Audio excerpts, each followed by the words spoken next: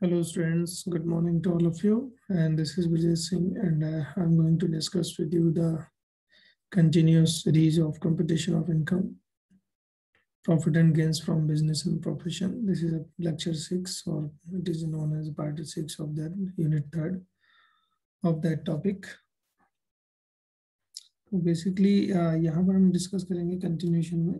तो I discussed with you already the different lessons. Lesson first is incomes chargeable under the head of business and profession. Lesson 2, computation of income from business and profession, section 29. Expenses allowed as a deduction 30 to 37. Expenses not allowed deduction as deduction, section 40A, 40 this. And fifth one is deemed incomes chargeable under the head of business or profession, section 41.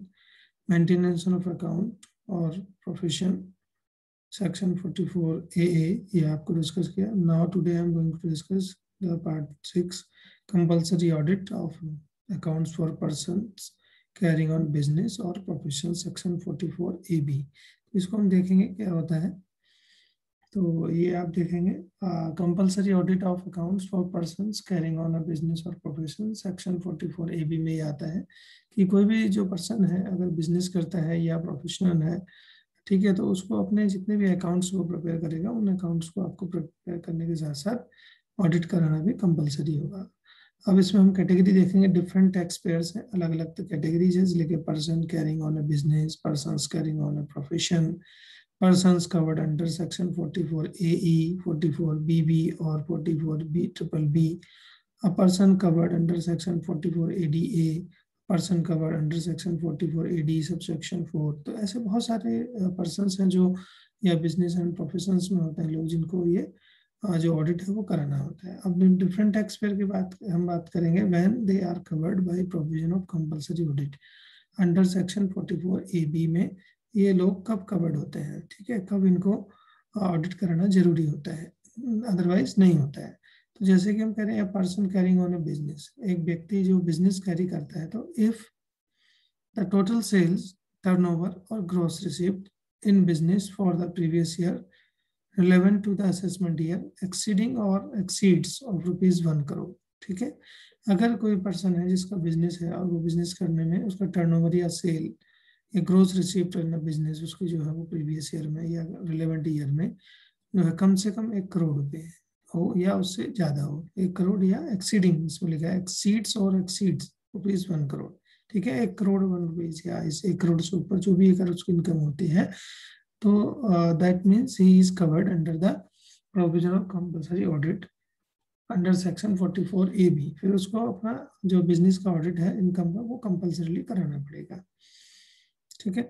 तो इस तरीके से हम इसमें जो है ये कह सकते हैं. दूसरा है person carrying on a profession. अगर कोई व्यक्ति प्रोफेशन है, ठीक है, if his gross received in profession for the previous year और relevant to the assessment year exceeding of ₹50 lakh, ठीक है. अगर कोई व्यक्ति है जिसकी इनकम 50 लाख से ऊपर है उस पार्टिकुलर ईयर में, प्रीवियस ईयर में या फाइनेंशियल ईयर जिसको हम कहते हैं या असेसमेंट ईयर जिसको कहते हैं, तो देन ही they are covered under the provision of compulsory audit of under section 44AB. उनको भी जो है ऑडिट कराना चाहिए, अपने अकाउंट्स का ऑडिट कराना चाहिए. इसके अलावा persons under covered under the section 44AE, 44BB और 44BB. तो ऐसे पर्सन जो इस सेक्शंस में कवर होते हैं उनको क्या कहते हैं. If such persons claim that the profits and gains from the business are lower than the profit and gains computed under section these irrespective of that his turnover. अगर ऐसा है कि उनका जो profit and gains है from business and वो जो है profit and gains computed under section of respective section से कम आता है, ठीक है, तो ऐसे पर्सन क्लेम कर सकते हैं, ठीक है. तो उनको जो है ऑडिट कराना पड़ता है, देखना पड़ता है. उसके बाद persons covered under section 44ADA.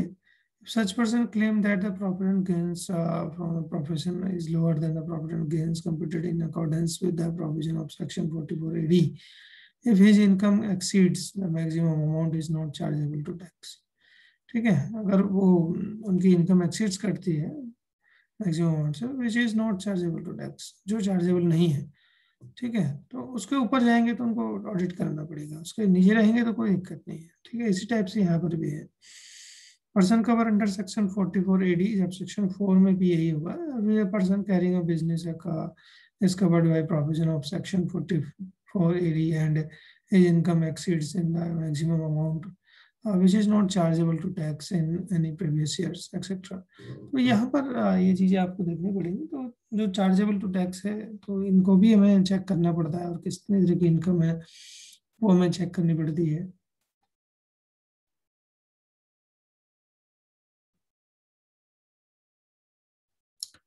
इसके अलावा जो रिपोर्ट्स है ऑडिट की, reports of audit of an accounts, rule 6G में जो हम देखेंगे तो जो रिपोर्ट्स है उसका क्या करते हैं, तो बेसिकली जो भी रिपोर्ट हम ऑडिट कराएंगे किसी भी चार्टर्ड अकाउंटेंट से, तो report of audit of the accounts of person required to be furnished under section 44 AB।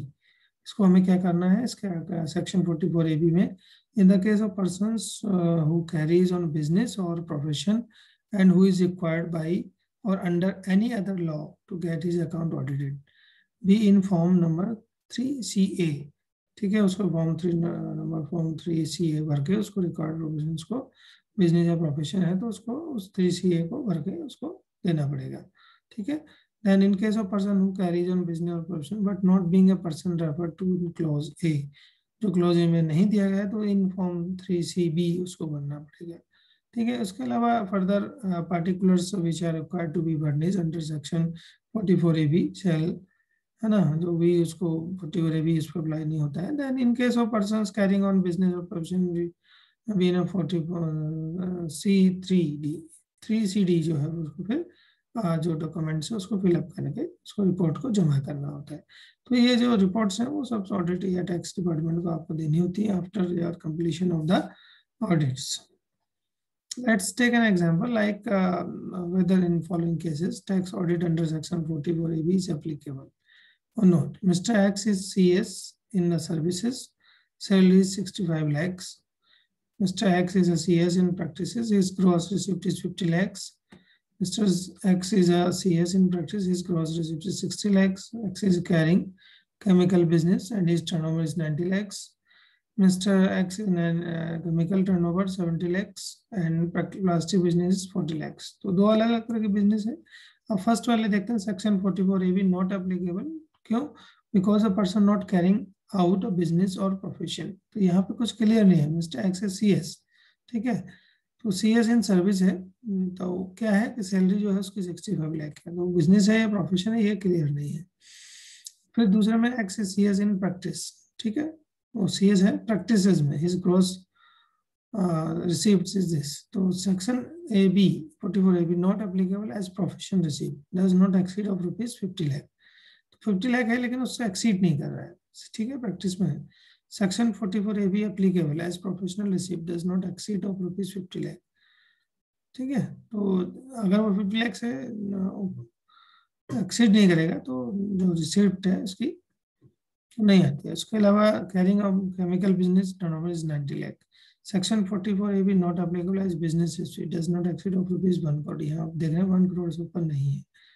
फिर 44 टर्नओवर है is applicable as business history जो ₹1 करोड़। तो 70 लाख ये है और 40 लाख तो ये 1 करोड़ से ऊपर है। तो इन केस ऑफ दिस यहाँ पर भी आप देखेंगे तो ये भी आपका जो 60 लाख है वो बाई मिस्टेक या 50 है तो इट इज एप्लीकेबल, ठीक है। तो ये डज नॉट नहीं होगा बिकॉज इट इज एप्लीकेबल। यहाँ पर जो मिस्टेक हो गई है तो इसको ध्यान दीजिए। तो जहाँ पर 50 लाख है प्रोफेशन में तो वहाँ आपको जाना पड़ेगा और वो एप्लीकेबल हो जाता है। तो इस तरह की जो इनकम्स हैं वो यहाँ पर आपको देखने को मिल सकते हैं। तो this is all about for that particular session and I will discuss you in my next lecture regarding the different sections like AD 44 ADA क्या होता है, 44 BE क्या होती है। तो ये जो सेक्शंस हैं वो आपको हम डिस्कस करेंगे नेक्स्ट लेक्चर में। तो I hope you understand all that thing. Thank you very much.